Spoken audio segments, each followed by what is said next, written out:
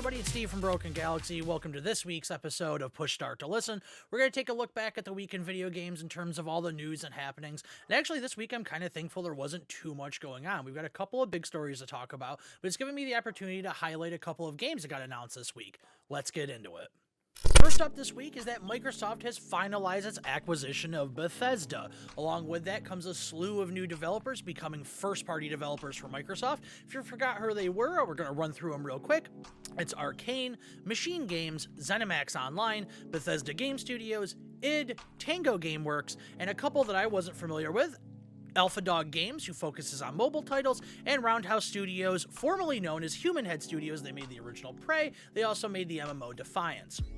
Big question on everybody's mind is, will the future Bethesda titles, specifically Starfield and the next entry in the Elder Scrolls franchise, be exclusive to Microsoft platforms? With the amount of money that Microsoft spent to acquire Bethesda, I'm pretty sure it was a no-brainer that they would, and Phil Spencer, head of Xbox, announced that all of these titles coming from Bethesda in the future will be exclusive to platforms with Game Pass. Now, that's going to be a mix of Game Pass for PC, Game Pass for console, and I know that they have the xCloud streaming that allows Game Pass on Android devices. Maybe we see some news on Starfield coming later this year. They're obviously on a hot streak right now with acquiring all of these studios. They want to keep the ball rolling. I don't think Starfield is coming out this year. Next year, maybe, but with everybody kind of being set back a year because of COVID in the year 2020, maybe it's a 2023 game. In addition to this news, they also dumped a bunch of Bethesda games onto Game Pass yesterday, including some classic Doom games, both Dishonored titles, some Elder Scrolls titles, some titles from Fallout, and some Wolfenstein games weren't on there, and a few others. Check them out if you want to see some of the titles that they brought. Obviously, not all of them were on console, not all of them were on PC. Some of them were console only, but it's a big get for Microsoft. They are in desperate need of first-party games. Sony has been killing them with exclusives, Ghost of Tsushima, Uncharted, Last of Us, and the list kind of goes on. This is a huge, huge moment for Microsoft as they kind of further strengthen their catalog of first-party titles, and I think we're all waiting to see what comes next out of Bethesda. Next up is something that definitely came out of left field this week, but left a lot of retro gamers very excited, and that is Teenage Mutant Ninja Turtles Shredder's Revenge, announced coming soon. It is certainly a love letter to Turtles in Time, the classic arcade and Super Nintendo title. This game is ticking all the boxes so far in terms of the way it looks, in terms of the way they're presenting it. A lot of the animation done in the trailer that you're seeing to the side, obviously very much in the style of the Turtles cartoons from the 80s and 90s.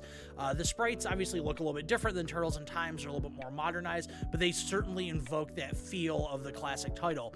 At this point in time, Turtles in Time is a stone-cold classic. It is such a desirable title for retro collectors collecting for the Super Nintendo. It's a game that frequently makes the list of some of the greatest beat-em-ups ever made. It's a title that I have a special connection to. I didn't have a Super Nintendo as a kid. I had to play the one at the babysitter that I went to. She only had a handful of games, some of which were kind of odd, which developed me having this connection to some of the odd titles here and there on the Super Nintendo catalog. But Turtles in Time was one of those games. I can't tell you how many times I played through that game from start to finish. It's a game that I still go to at least 2 to 3 times a year to play through. It's a game that's got a ton of nostalgia for me. Over the past couple of years, NECA, a toy manufacturer, has been making toys in the style of the Turtles in Time game for collectors, and they have just been kind of fueling this rabid resurgence in terms of the Turtles kind of fever that used to exist back in the 80s and 90s. You've got the toy makers, multiple toy makers making new Turtles toys. You saw the Arcade 1-Up Turtles cabinet that came out, and now obviously Shredder's Revenge coming. The game is getting a ton of press. My Twitter feed was blowing up with people talking about this game. It was getting promoted even on non-video game websites as the theme song was redone by Mike Patton.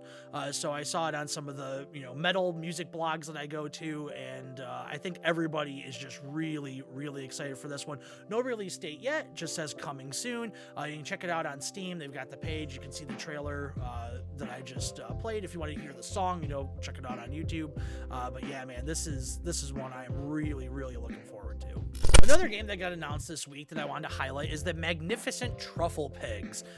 It's a title that honestly didn't kind of really go with the type of game that it is. It certainly seems to be very much in the style of Firewatch, only this time taking place in the English countryside. It's being self-described as a first-person romantic metal detecting game, and it's being published by AMC, the television channel here in the United States, and Sundance TV. Here's a quote from Lauren Morton over at Rock Paper Shotgun. Nude Studio Thunked was founded by Everyone's Gone to the Rapture lead designer Andrew Crawshaw. The studios say that they want to become synonymous with high-quality, short-form, evening-sized games and experiences. And that kind of gives you your clue on the kind of playtime you can expect from the Trufflepigs. The game looks very, very inspired by Firewatch, to the point where you have the walkie-talkie to communicate. It's obviously got this kind of cool metal detecting mechanic to it, and if you watch the trailer in full with the sound, you can see that there's maybe a mystery afoot in the world of the Magnificent Trufflepigs. I'm 100% sold on the game, and my wife, who I recently talked about, just started getting into video games. One of the first games that she played was Firewatch. I know that she is going to be super pumped to play this as well, and this is certainly one to keep your eye on. No release date at this time, but it does seem like it is coming later this year. Our final story this week is kind of a big one, and it involves claims emerging that an Electronic Arts employee has been selling rare items in FIFA Ultimate Team. Screenshots on Twitter show a conversation alluding to someone within EA selling rare Ultimate Team players to people outside of the means of the game. Typically, you can only purchase them through loot boxes. They call them, the packs of players, similar to a pack of cards, or by manually grinding through the game through gameplay. EA released a statement earlier this week via the EA Sports Twitter account. We are aware of the allegations currently circulating within our community related to FIFA 21 Ultimate Team items. A thorough investigation is underway, and if we identify improper conduct, we will take swift action. We want to be clear that this type of behavior is unacceptable, and we in no way condone what is alleged to have happened here. We understand how this creates concern about unfair balance in the game and competition. We will update the community as we get more clarity on the situation. Now, if I had actually filmed last night like I usually would have, that's where the story would have ended. It would have been ongoing. Now, it is still ongoing, but overnight, another statement came out via EA. This was done some excellent reporting from Wesley Poole at Eurogamer. I highly urge you to check out his full article. They say, earlier this week, we were made aware of suspicious activity relating to highly rated content in FIFA Ultimate Team. We learned that FIFA Ultimate Team items were granted to individual accounts that did not earn them through gameplay, i.e. by opening a pack, purchasing through the transfer market, completing a reward challenge, or other engagement. The example that they give is viewing a Twitch broadcast. They continue to say, it appears that one or more EA accounts, which were either compromised or being used inappropriately by someone within EA, directly entitled items to these individual accounts. The alleged behavior is unacceptable, and in no way do we condone granting or purchasing player items in exchange for money. This practice runs counter to the game's competitive integrity, and it is a violation of EA's user agreement.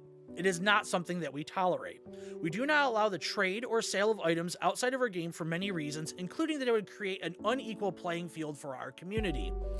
I highly suggest once again to check out the full article written by Wesley Poole at Eurogamer. It not only highlights this scandal that's happened this past week, but also goes more in depth about the current issues with Ultimate Team, as well as other ongoing legal issues EA is facing with its loot box fueled game mode.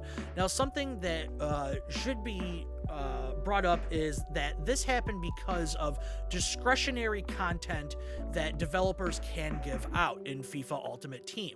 The content was typically given in two ways. One, to somebody who maybe lost content on their account, but probably the more common way that this would happen is that they would find an actual FIFA player's account and gift them special content. This usually was a very highly rated version of themselves. They go into it more in detail in the Eurogamer article, but it's an interesting read because I think everybody that's even remotely familiar with the microtransaction and loot box plague-ridden games that we have seen in the sports genre, it gives it a different spin. You know, anybody that's played the NBA 2K series knows how predatory those loot boxes are. There have certainly been years in that game's existence where your progress was completely hampered by the fact that you simply did not earn enough experience points to level up your character by playing the game. You were almost forced to buy these packs in hopes to better yourself in the game. You can spend money directly on the in-game currency, which then you could spend to upgrade your player, or if you were playing their version of Ultimate Team, which is the My Team mode, my apologies, you could buy more packs. It's commonly been said by EA that there is no advantage to buying the packs over playing the game. And anybody with a brain, to be honest, can tell you that that's simply not true. You could spend hours and hours and hours playing this game hoping that you get the packs, or you could simply spend hundreds upon hundreds, if not thousands of your own money to open as many packs and get so much more in return in a less amount of time by simply spending the money.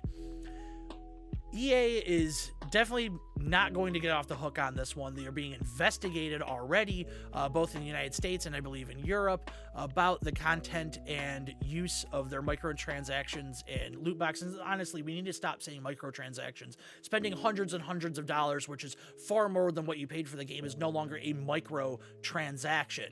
It's a quick transaction. It's an easy transaction. It's a way to fuel that I need to have it now mentality that so many people have developed by playing games like this.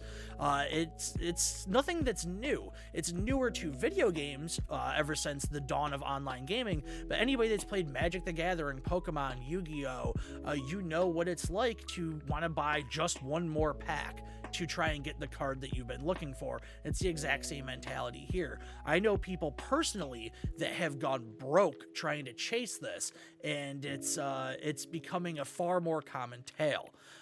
But yeah, please check out the Eurogamer article. And yeah, this one's not good. I'm not digging this. I play a lot of sports games, and they are certainly not the way they used to be. That's going to wrap it up for this week's episode of Push Start to Listen. Thank you for watching. Just to kind of give you an idea of what's coming up on the channel, obviously every week this show will be coming up recapping the news, but I want to put up some gameplay as well. I've got a backlog of games that have come out recently that I want to get through, and I'm going to kind of split them between putting them up on YouTube and putting them on Twitch. I streamed on Twitch last week showing Retromania Wrestling, a new wrestling title that came out. The archive is still available over on Twitch, and our Twitch is right below me on the screen. It's BRKNGLXY. I'm going to kind of split it up. If it's a game that I feel lends more towards a Twitch style audience, I'm going to stream over there. If it's something that I feel is a little bit more digestible on YouTube, maybe it's edited down, I'll put it on the YouTube channel. If you want to find out when I'm streaming, just follow me on Twitter handle right below the Twitch handle below my face, and I hope to see you guys on there. Take it easy, and we'll be back next week.